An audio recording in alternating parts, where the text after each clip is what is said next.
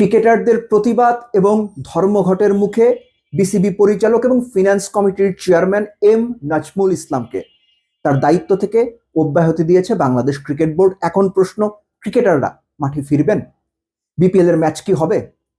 ক্রিকেটারদের সঙ্গে কথা বলে আমি যতটুকু জেনেছি তারা মাঠে ফিরছেন না যে পর্যন্ত এম নাজমুল ইসলাম পদত্যাগ না করবেন অথবা বাংলাদেশ ক্রিকেট বোর্ড থেকে তাকে সরিয়ে না দেওয়া হবে বা অপসারণ করা না হবে পরিচালকের পদ থেকে, সেই পর্যন্ত ক্রিকেটাররা মাঠে নামছেন না। ক্রিকেটারদের এই স্ট্যান্ড নিয়ে আপনি সমালোচনা করতে পারেন, ট্রল করতে পারেন, প্রচুর হাহা দিতে পারেন, কিন্তু রিয়ালিটি হচ্ছে এটা তাদের সিদ্ধান্ত, তারা মাঠে নামবে না। এখন বিসিবি চাইলেই কি এম নাজমুল ইসলামকে পরিচালকের পদ থেকে সরিয়ে দিতে পারে? বিএসটিআই অনুমোদিত দেশের প্রথম electrolyte drinks Active Plus, be hydrated, stay active. পরিচালক পদ হিসেবে সরানোর জন্য কয়েকটা ক্রাইটেরিয়া আছে বিসিবির গঠনতন্ত্রে।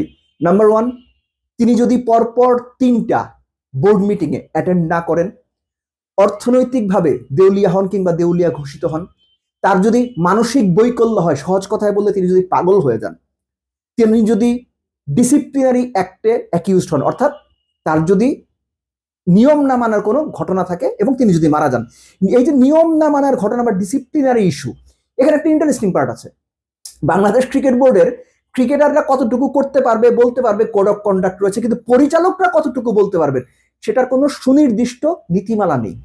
সো এই কারণে এম নাজমুল ইসলাম যে কথাগুলো বলেছেন, এগুলো যদি আপনি মনে করেন যে সঠিক কথা হয়নি, সেটা ধরে যে তাকে সরিয়ে দেওয়া হবে, সেটা সম্ভব না। সো এম নাজমুল ইসলাম তিনি নিজে যদি পদত্যাগ করেন তাহলেই আপাতত মনে হচ্ছে যে সেটা সম্ভব, আদারওয়াইজ ক্রিকেট বোর্ড তাকে সরাতে পারবে না, কেননা যে 5টা ক্রাইটেরিয়ার কথা আমি বললাম কোনোটাই তার সঙ্গে ম্যাচ করে না।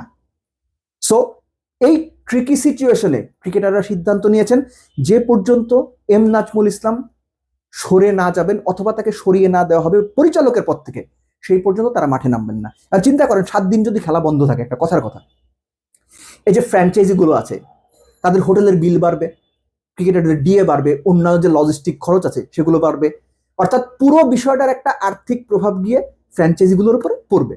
দ্বিতীয়, মোহাম্মদ মিঠুন এটা প্রেস কনফারেন্সেই বলেছেন যে তিনি ঘটনার দিন থেকে, এই যে বৃহস্পতিবার তো তারা প্রেস কনফারেন্স করেছে, বুধবার থেকে বৃহস্পতিবার পর্যন্ত বিসিবির সম্মানিত সভাপতি আমিনুল ইসলাম বুলবুলের সঙ্গে যোগাযোগ করার চেষ্টা করেছেন, কিন্তু আনফর্চুনেটলি তারা সেই যোগাযোগটা করতে পারেননি। আপনি মনে করতেই পারেন যে ক্রিকেটাররা যা করেছেন ভুল করেছেন, আপনি মনে করতেই পারেন এম নাজমুল ইসলাম যা বলেছেন সঠিক বলেছেন। সঠিক কেন বলেছেন? বাংলাদেশের ক্রিকেটাররা বাংলাদেশকে কোনো ট্রফি, কোনো বৈশ্বিক ট্রফি জেতায়নি, ট্রু, খুবই সত্যি কথা। এটা নিয়ে বিভিন্ন সময় গণমাধ্যমও কথা বলে, সমালোচনা করা হয় যে বাংলাদেশ কি পারছে। বাংলাদেশ টিম যখন খারাপ খেলে তখন বলা হয় এদের বেতন কমায় দাও, ট্রু, এটা নিয়ে আলোচনা হয়, সমালোচনা হয়, দর্শকরা সেটাকে সাপোর্টও করেন। বাংলাদেশ টিম যখন খুব খারাপ খেলে তখন বলা হয় এদের বেতন বন্ধ করে দাও, গণমাধ্যমে সেগুলো নিয়ে আলোচনা হয়, দর্শকরা সাপোর্ট করে। কিন্তু একজন সাধারণ মানুষ যেভাবে যে ভাষায় কথা বলতে পারে, একজন ক্রিকেট বোর্ডের সম্মানিত পরিচালক সেই ভাষায় কথা বলতে পারে না, এটা আমাদের সবার বুঝতে হবে। তিনি কোনো সাধারণ মানুষ নন। তিনি ক্রিকেট বোর্ডের বাইরে এসে যদি এই কথাগুলো বলতেন কোনো রিয়াকশন হতো না, ক্রিকেটাররা কিছু মনেও করতো না। কিন্তু ক্রিকেট বোর্ড, যারা ক্রিকেটারদের প্যারেন্ট বডি, তাদের দিক থেকে যখন এই ধরনের অসম্মানজনক কথাবার্তা হয় তখন ক্রিকেটাররা প্রতিবাদ করবেই। আপনি সেটা পছন্দ না করতে পারেন, ট্রল করতে পারেন, প্রচুর হাহা দিতে পারেন ক্রিকেটারদের, কাউকে পাকিস্তানের দালাল, কাউকে আরব আমিরাতের দালাল, কাউকে ভারতের দালাল, কাউকে নেপালের দালাল বলতে পারেন, তাতে ক্রিকেটারদের খুব বেশি কিছু যায় আসে না, তাতে ক্রিকেটারদের খুব বেশি কিছু যায় আসে না, কেননা তারা যে অবস্থানটা নিয়েছে এটা তাদের ক্রিকেটারদের নিজেদের স্বার্থে। কেননা মূলত এই সময়ে অনেকেই বলার চেষ্টা করছেন বা বলছেন বা বেশিরভাগই বলছেন নাজমুল যা বলেছেন ঠিক বলেছেন, সেটা আপনি মনে করতেই পারেন, সেটা আপনার চয়েস।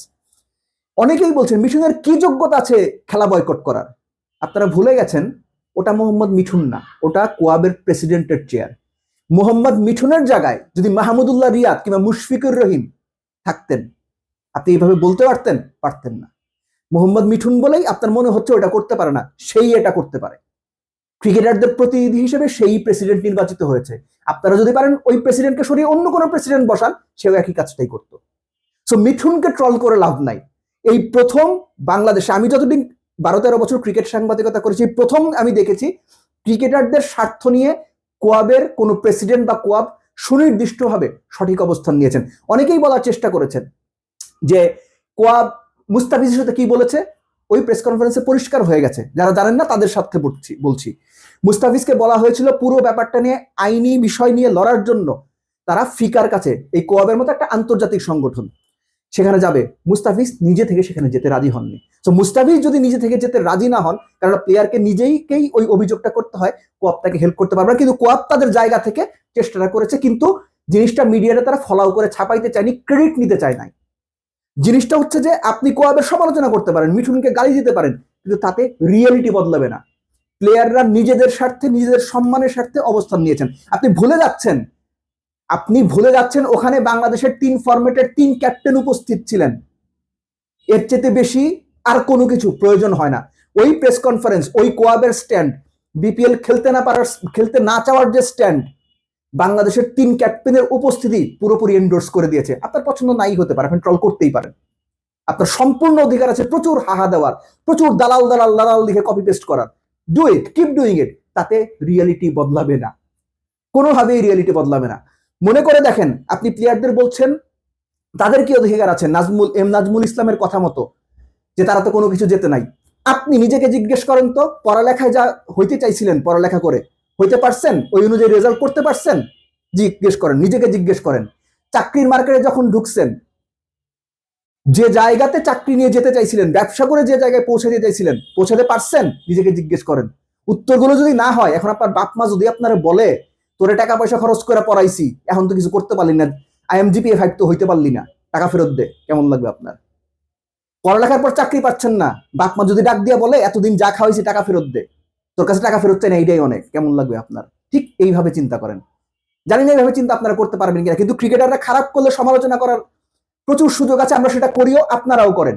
কিন্তু ক্রিকেটারদের অপমান করার, ক্রিকেটারদের যা খুশি তাই বলার অধিকার ক্রিকেট বোর্ডের পরিচালকরা ওইভাবে রাখেন না। অবশ্যই তারা ক্রিকেটারদের বলবেন, অবশ্যই তারা ক্রিকেটারদের ডিসিপ্লিনে রাখবেন, শাসনে রাখবেন, তাদেরকে একটা গাইডলাইনে রাখবেন, কিন্তু গণমাধ্যমের সামনে যা খুশি তাই এসে বলতে পারেন না। কেননা আপনার বাবা মা যখন আপনাকে বলবে তোকে পড়ালেখা করাইছি, চাকরি তো পাইস না, এতদিন যা খাওয়াইছি ফেরত দে, এটা আপনার শুনতে যতটা বাবা মার কাছ থেকে শুনতে খারাপ লাগবে, বাইরের লোক বললে অতটা খারাপ লাগবে না।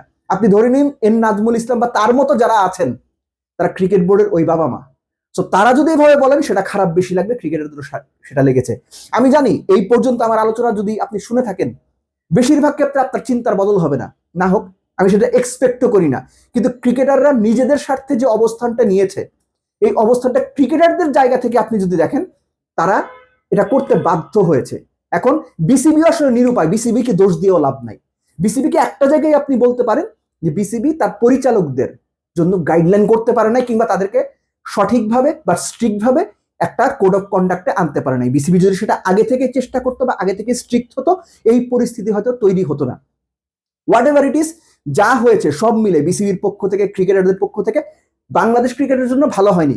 এই সময় আবার এক পক্ষ লাভ দিয়ে বলবে বাংলাদেশ ক্রিকেট বন্ধ করে দাও। বাংলাদেশ ক্রিকেট বন্ধ করলে আপনার কোনো লাভ নাই, বাংলাদেশ ক্রিকেট বন্ধ হলে আমারও কোনো লাভ নাই। বাংলাদেশ ক্রিকেট বন্ধ হলে তাদেরই লাভ যারা বাংলাদেশের ক্রিকেটটাকে ভালো জায়গায় দেখতে চায় না।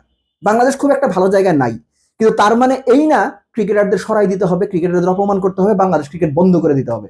বাংলাদেশ ক্রিকেট আছে, বাংলাদেশ ক্রিকেট থাকবে, এবং এই ক্রিকেটারদের কারণেই বাংলাদেশ ক্রিকেট, এই কথাটা সবার আগে মাথায় রাখতে হবে, মানতে হবে।